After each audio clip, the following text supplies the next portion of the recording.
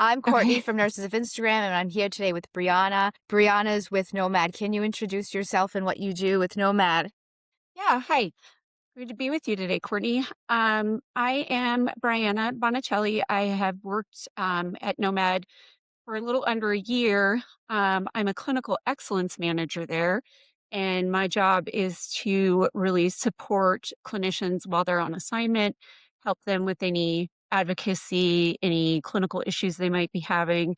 We also provide education and help with getting clinicians credentialed and ready to go on assignment, meaning getting their modules done prior to going on assignment. I have about 7 years of Oh, experience wow. in the travel nurse industry, and I have worked in a clinical excellence role Wow. that whole What time. led you to working in this field? I was an ICU nurse for a long time, for about 20 years, and was feeling burned out, needed a new avenue, something different to do. And actually, a friend of mine worked for a travel nurse company in a clinical role.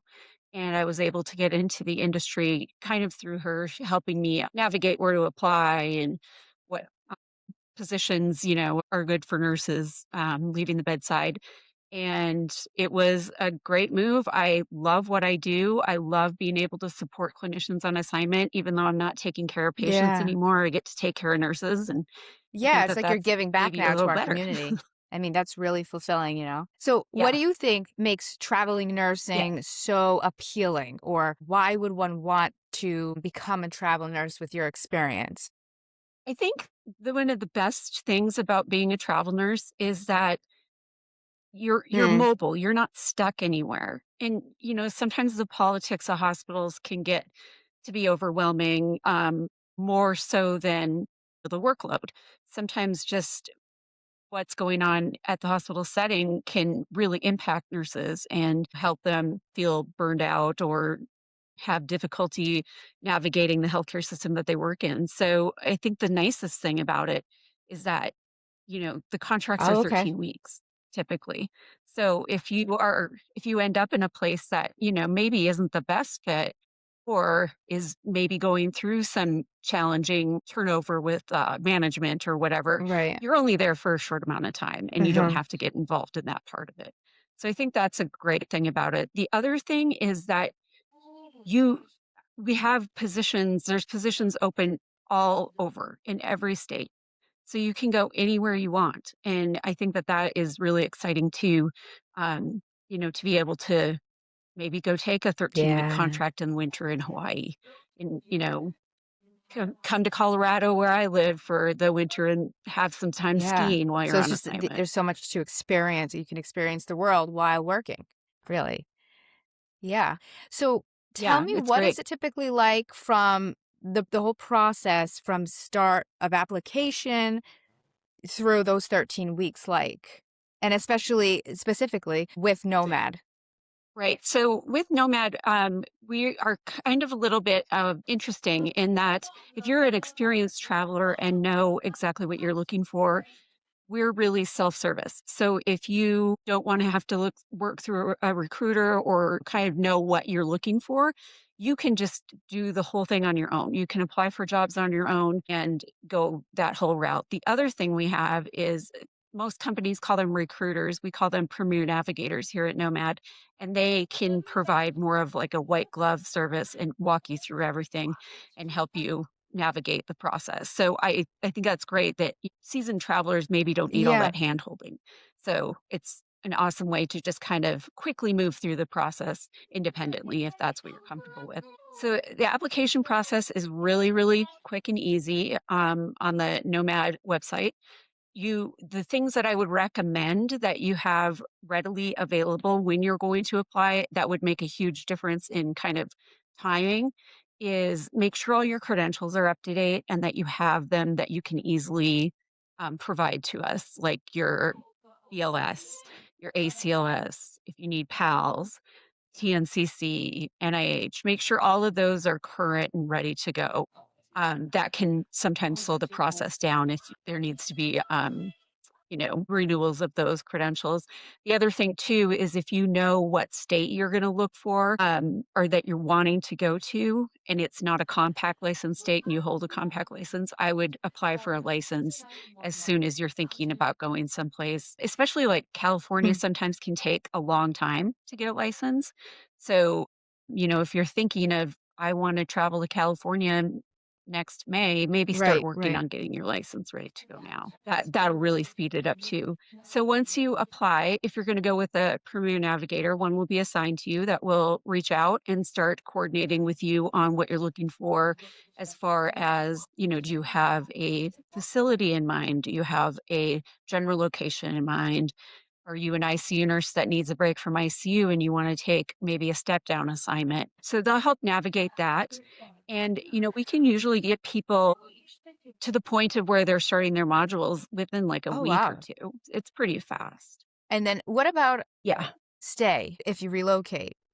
Stay, I'm sorry, what did you what meaning where do these nurses stay while they're in another so we have people that are available to help you find housing through Nomad. A lot of nurses these days are kind of taking that into their own hands and maybe finding Airbnbs or long-term hotel places where you could stay. So it's really up to kind of what the nurse is comfortable with. If they're comfortable looking on their own for housing, they will get a Okay. stipend from us and they can go ahead and book that way, or we can help them find a place. So typically, I would say, if this is your first contract, I wouldn't go looking for Right. like an apartment. I don't want to, I wouldn't encourage anyone to get into Yeah. like a lease situation Mhm. just because, you never know. Contracts sometimes can get canceled if census drops off or whatever. And, I don't want anyone to be stuck in a lease, but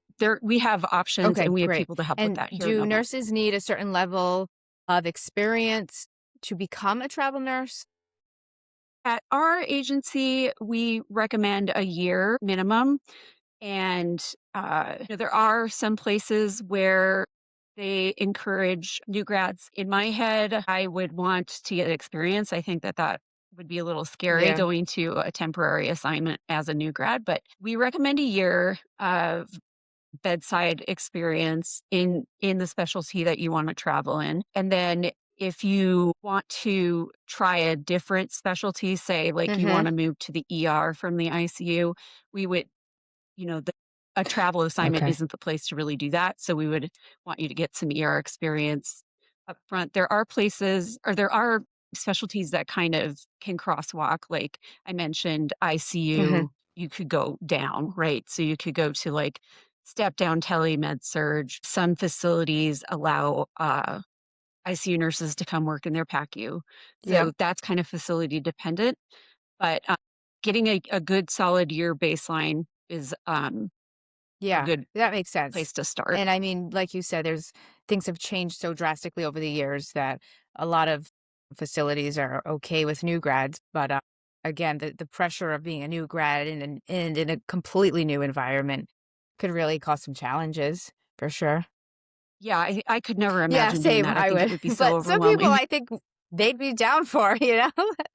um, what would you say is like Yeah, in the highest demand for travel nursing right now? Like what areas of nursing? we are coming into mother baby season. So the spring and summer, early summer, we usually see an uptake Oh. in L&D placements, postpartum, mother baby. Tele, step down are Mm, kind of always in high demand. We don't just place nurses, we also place allied professionals. So respiratory therapists, physical therapists, occupational therapy, speech and language pathologists. So those yeah. are always in demand as well. And of course, during like right now when we're sort of in peak towards the end of flu season, Right, respiratory that makes therapists sense. are in pretty Um, high demand. so you have other allied health. You also place other allied health. Does it have to be a certain distance, like from home? We have what we call local contracts and, more traditional travel Mm, contracts where you're further from home. A lot of it depends on, it's kind of agent or facility dependent. Some have like agreement in their contract that they want the traveler to come from more than like 60 miles away just because they don't want to pull Mhm. from their own Right. pool to get Yeah, people yeah. into travel.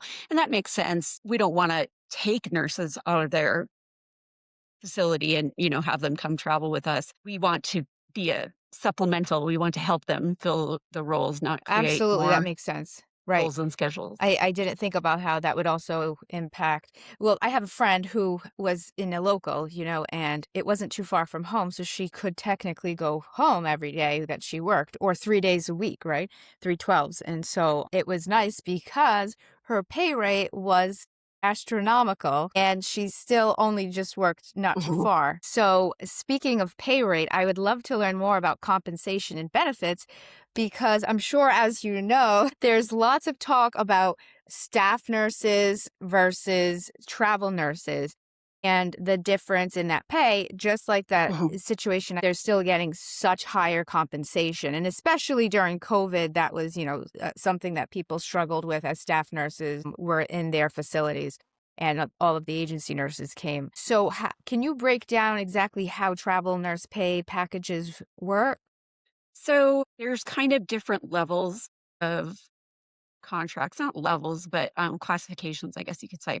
If you are in going to a hard to Uh, fill position, so maybe someplace rural, small yeah. town, North Dakota, for example, sometimes those contracts Mm, pay more just because they're difficult to fill. So it depends on the market and it depends on the specialty. And I would also say, like strike nurses, those mm. contracts are usually huge. So strike nurses make a Now, lot of tell me money. something. When you mean strike nurses, do you mean nurses who are filling in for nurses on strike? Yeah. Yes. Yes. And there were just two, I mean, highly Yes. publicized recent huge strikes in NYP and Kaiser, California, and Hawaii. So, and they Yes. both lasted, I think, about a So month. the rates were So, very high. yeah, those contracts were. Yeah. Yes, yes, and there are agencies that specialize in, mobilizing strike nurses quickly. That's not something that we do here at Nomad, we're more traditional contracts. But yeah, I would say if somebody is thinking now that they're gonna go into travel nursing and make the kind of money that was being made during COVID, that's not gonna happen. Hospitals have really Yeah. tightened up their budget quite a bit. A lot of them, blew their budgets up having to have travel nurses come in to fill holes because the hospitals were so busy. So the market, I would Mm, say, is more leveled out to pre-pandemic rates now. Um, and like I said, it's going to change depending on where you go, um, and what your specialty is. So it's kind of yeah. hard to give a Would range you because say it's going to be still so that different. it's typically higher than the base pay? Yeah, it is. Okay. What about Yes. benefits? Are there Yeah. benefits that are ever provided during those weeks? Yes, we offer health insurance packages and we have like a EAP program if you're enrolled in our health insurance that you would have access to. We can work with for like sick days and things like that. We can, Hmm. offer that. And then like the other things that you would get, would be like a housing stipend and possibly, completion bonuses if that is something that's Okay. And offered again, for this that is very contract. like facility based. Yeah, it would be facility based and, whatever contract we have with that facility. Sometimes those completion bonuses happen usually in hard to fill places. And I wouldn't say they're super typical, but Okay. they do If you exist. were to share one thing that nurses may make as a financial mistake when starting, what would you say it is? Yeah, I think that letting the money really Yeah. dictate where you want to go is probably the biggest mistake I see.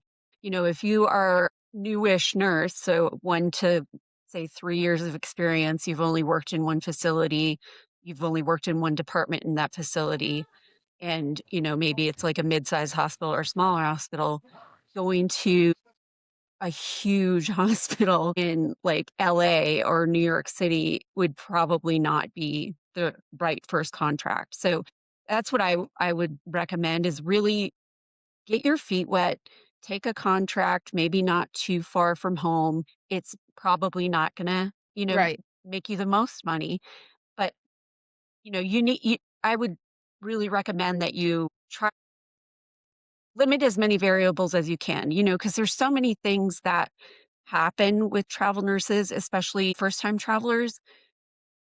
What if you're super homesick and Yeah. you're in Hawaii? You know what I mean? Like, you probably wanna take a close-ish assignment, so if you need support or wanna go home, quickly to visit family for a weekend or whatever it is, that I would say just don't chase money Yeah.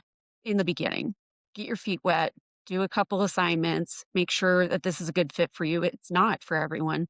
Travel nursing is definitely not for everyone. And just get comfortable with what it's like to travel before you Yeah, it chase almost those big sounds like contracts. you should sort of like, inch into it, right? Like the you could book yourself Yeah, further away, but start closer, you know, get to understand the role and really see it because if I can understand that if you were to jump into it and go to another hospital, I mean, as I was a float nurse and even going to different units can be stressful. So never mind, like living yeah, out of your luggage, like the amount, whatever you come with, and then, you know, the different areas, getting to know where you live now, and food can be complicated. So absolutely, that makes sense. yeah. What would you say are red flags for a specific contract? And actually, do you review those things first? Or are there only hospitals, certain places you're associated with? We have what we call MSPs. So we work with agencies to help fill their needs too. You know what I mean? So like a vendor. And what I would say red flag wise, I would just really read over the contract closely. These aren't I would say they're mostly upfront with their needs. Especially like if you're going to be like an OR nurse or cath lab or something like that, make sure you're reviewing what the Mm, call policy is, what you're going to need for if you're on call. Uh, Make sure that you are understanding over time, there a lot of times typically not written into contracts, but they really frown upon overtime and travelers because it's so expensive. So things like that I think are important to have in mind. Um, Other things that would be important to know in a contract is, weekend demands. Sometimes they want the travelers to fill more of the weekend roles to give their staff a break, or like if you're going to go for a holiday, like Christmas, they're gonna want mm, you to work for the most part, So, things like that, I think, are really important to consider when you're looking at a contract. The other thing I would recommend too is not to surprise anyone with time off. If there's something coming up that you need time off for, make sure that you have that information up front. So when you're negotiating and in the interviewing phase, that you have brought that up already and they've agreed to it. That can be really challenging for facilities, especially when they're experiencing, a shortage in help. If you come in and yeah. surprise, I need, you know, 2 weeks When off or you had whatever it is. mentioned that Nomad has that white glove service, if I were to be reading over one of those contracts and identify some possible red flags, is that something I could do? Reach out to you had a certain word for it. Yes, the That would be the navigator. navigator, the premier navigator. Yep, they are, the ones to go to with those type of questions, and they're excellent. Our navigators are so amazing. They love what they do. They love helping get nurses on assignment, and, they're always available for questions. The other, you can always reach out to us in clinical too, not so much about contract things, but if you're, wondering about what to expect if it's your first assignment and you're, nervous or having second thoughts or whatever it is, we're here to help with that. That is something I'm super passionate about. I want people to be able to be as comfortable and prepared as they can be when they go to the facility. And that's what we're here for. We're really here for traveler support and to make sure that they're getting comfortable and settled And what if in they and felt confident. uncomfortable and wanted to get out of the assignment? So there is, no one's going to hold you hostage in a contract. So we we I would say the first thing to do would be to reach out to us in the clinical excellence department to let's troubleshoot this. Let's find out Mhm. what the issues are. And we're here to advocate for you. So if there's something going on at the facility, as you know, maybe you're not feeling very welcomed or your orientation wasn't what you thought it would be, so now you're feeling a little uncomfortable. We're here to advocate for you. So that would be the first thing is to, reach out to us, talk to us, and let's get down to kind of the nuts and bolts of what's making you feel uncomfortable. Um, then we can help you with whatever it is. So if it's a contract that's not Mm. a good fit and that happens, that's okay. We would just, encourage a professional 2-week notice because this is a facility that's experiencing shortage, right? So we want them to be able to try to get someone in your place, and then we can work on getting you a different contract Right. if you're ready to do that. But a lot of the issues we can really work through and have a successful completion of the contract. So even if you're feeling really uncomfortable, just know that we're here to help you and walk you through things and advocate for you at the facility, and Yeah. we're It really here sounds for like with support. Nomad, you're just never alone. You always have a supportive team. Absolutely, you're never alone. We're always here to help.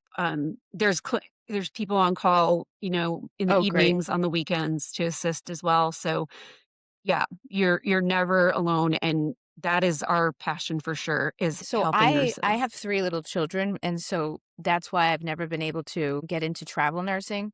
Do you have any tips for women with children or men with children? Yeah, that can for sure be a challenge when you're looking to do a travel contract. I would say that you can always travel with your whole Uh, family, right? So you can bring anyone with you that you want. So if you have a support person, like some people travel with their parents, kind of snowbirds that want to go to yeah. Florida, so they Mhm. go along, things like that. But you can always bring somebody with you. I would recommend, if you're considering going away from home and it's just going to be like a single parent and their children, I would recommend really looking into the childcare options around that area first, before you accept a contract to make sure that it's something that's going to be doable.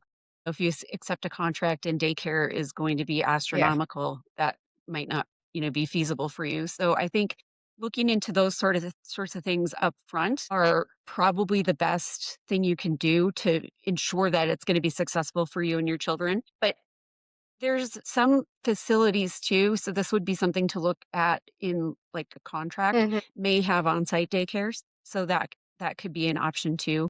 They may not always be open to travelers, it all depends on what the contract says, so just know that, but yeah, it can be done. In fact, a lot of people do travel with their children, so it can be done. Just, know there's gonna be that extra level of making sure that you Yeah, you have know what's childcare really lined up. weird is now that I'm thinking about this, I never once thought like, "Oh, I can bring my kids with me." I'm always thinking like when you travel, you're by yourself. Like I can't leave my kids for 13 weeks. But that's a good point, Yeah. especially if you're considering moving there. Yeah, Like, you can, you and know, there's yeah, that's actually a good way. absolutely. And that's a great thing for travel. Yes, that's a great thing for travel nurses if Yeah, you're looking to relocate. right. Go test some markets Yeah. out. Go to a Yeah, I couple never thought places, about see where that. you like Yeah. it. The other thing too that I think is would be so fun is you can Yeah, travel with a buddy. So if you have a friend that wants to travel too, we can work on getting you placed at the same facility and you can, right. be roommates and all of that stuff too. So, you know, it's I'm always so jealous when I hear these, Right. young travelers going on contracts with their best friends to all these fun I places. It's like, know, I know, that like, would have why been didn't so I do fun. that? I know. It's never too late, Yeah, it's never too late. As a nurse that's practitioner, do right. you ever That's right. are there ever contracts for, APPs or MDs or Yes, there are agencies that travel uh, advanced practice nurses and docs. Nomad does not at this time, but there are lots of agencies, especially for physicians, lots of locums Yeah, tenens places where you could sign up um, and take those contracts. But yes, there are placements for NPs and PAs. Pretty much anything you can think of. It's just that not all agencies support all right. specialties or all disciplines. So, but like some agencies even travel Mm, dental hygienists yeah. and things like Oh, that. that's really cool. So, if you were to give anyone advice who is considering becoming a travel nurse and leaving their staff job as a nurse, what would it be? I would do a lot of research on agencies. Not all agencies have the same level of support. So I think that would be really important. I would look for an agency that has a clinical team. Not all agencies have clinical teams or anyone with clinical Yeah, background but Nomad sometimes working does. at the agency. Um, you know, Yes. yes, Nomad does. We do. Mm, But not all agencies do. And, if you're having an issue on assignment and it's clinical in nature, absolutely. I would want to talk to a nurse. So I would look at that. I would, look to see where they all have contracts. Some places really only specialize in certain areas. They may be like kind of a more of a like a Mhm. Midwest, or they only really support contracts, on the East Coast or whatever it is. So I would look for a place that is pretty open and has assignments in all 50 states. And the other thing that I would recommend is fill out an application and talk to a recruiter or premier navigator here at Nomad Yeah, and see how you feel. Just because you sign up with one agency, right. that doesn't mean that you're locked in.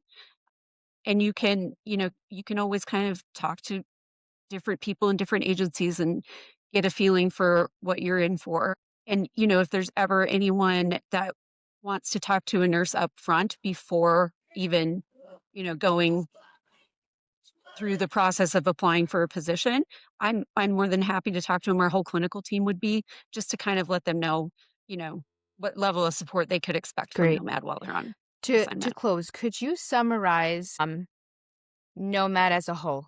Yeah, Nomad is a very innovative company. We are always looking to improve our clinicians' experience and the experience for our clients. We are constantly evolving and changing with the current market, current themes that we hear that are going on. The premier navigators are so excellent in helping identify like the best placements for people that maybe aren't so comfortable navigating it on their own. So I think that white glove service and the fact that you don't have to do that if you're comfortable.